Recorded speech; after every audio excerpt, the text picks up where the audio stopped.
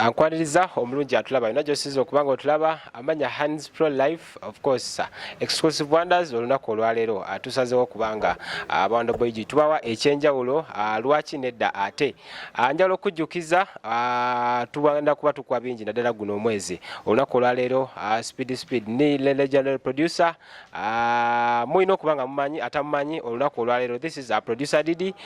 He needs no introduction mweno business abikoze abadde wenyimba nga stamina enyimba nga ezaba gravity ezabajayo zinnaswaga enyimba nga eza raskoko musajja w'amaanyi nnyo so abayimbi bangi nnyo asisobola kubamenya n'embamalayo nenga olunaku olwaleero atuze kubitambula mu mawulire of course abe nga atubuulira kiki ddala clearing air about everything olunaku olwaleero. Producer Didi abuuza kubatulaba tutandikirewo olwaleero.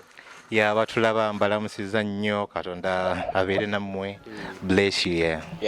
Producer Didi obula mu kitambula kita because biyitingana byogeddwa kino na kiri but how is your life so far naddala essaawa eno wenkusangidde? Tuli mu struggle.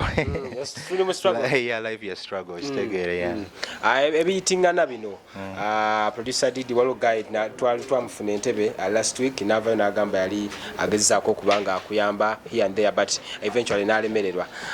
Producer Didi byatandika okuyitingana. How have you found this situation media eno? Have you found any pressure mu bino byonna ebijja omuliro guno gujja? Yeah, pressure beera daily pressure but still you controlling to handle it kubanga bogerekane ku handling then breaking. Yeah. And then nanjala tutandikire ekintu obuzibu bwavawa some say wali tired abayimbi bali tebasasula bulungi abalala bagamba nti Producer Didi wali oyina nnyo ekisa abasajja wabanga tunes zaabwe eventually you didn't gain anything. Abuzibu bwavawa okutandika okubanga abina ebintu ate bitandika okujja kulinnya eddene erya legend mu business eno.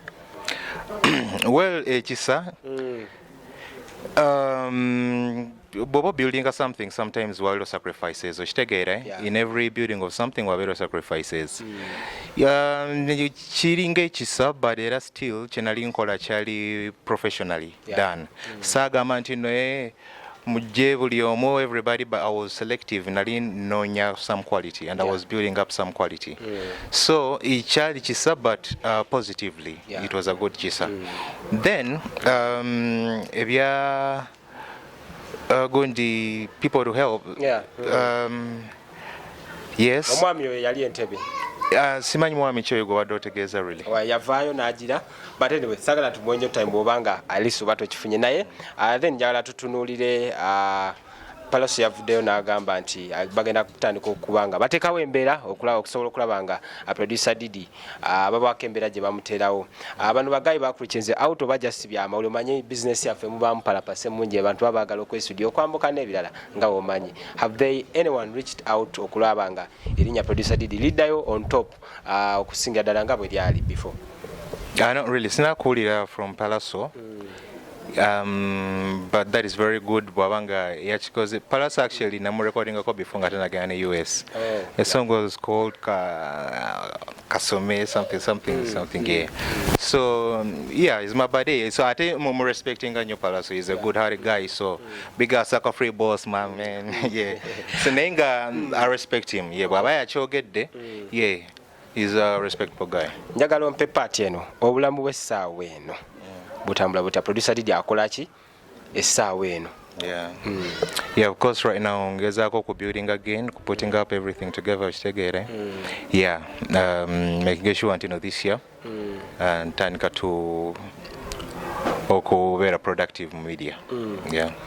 Then nanjala tutuddeyo kati ni emabega wali Producer Didi erinnya we lyali nga ly'amaanyi njagala kati essaawa eno you inspire a lot of producers mu ggwanga Uganda abangi nnyo ababbe njogeddeko nabo nga bagamba we saw that guy when he was doing his thing era ne tulabira ddala nti tulina naffe kubanga tukikolanga ye. What are those words abyoyinza okuwa producer oyo aliko essaawa eno oba ali mu kujja okusobola okulaba erinnya lye libeerayo ate n'abeera nga akyali relevant up to now nabanga kyasobola otunula mu kamera 10 years after nga abidi ku top producer Didi kitegezo China kyogamba ensi bigambo kibenzo kwa producer oyo nga producer Didi.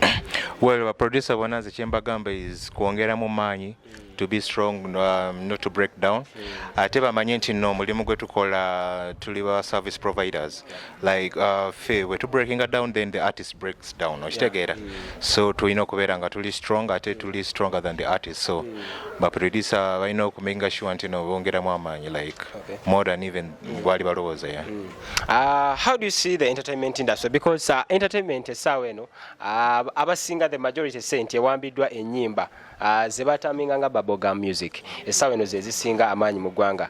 Nga producer Didi, legendary producer, omanyi okuyimba, oyinza kyulatinga nti buzibu buvaawa era gwe obiraba otya mu ndowooza nga Didi? Well, bubblegum music, well, ola bubblegum music abeeramu most of the times, every year abeerawo. Naye kati trend eriwo eri much more very nice, njagadde nnyo kubanga olabe balesemu something that is groovy and people are dancing. Before ekintu ekibaddewo kibadde kitawanyamuko market really.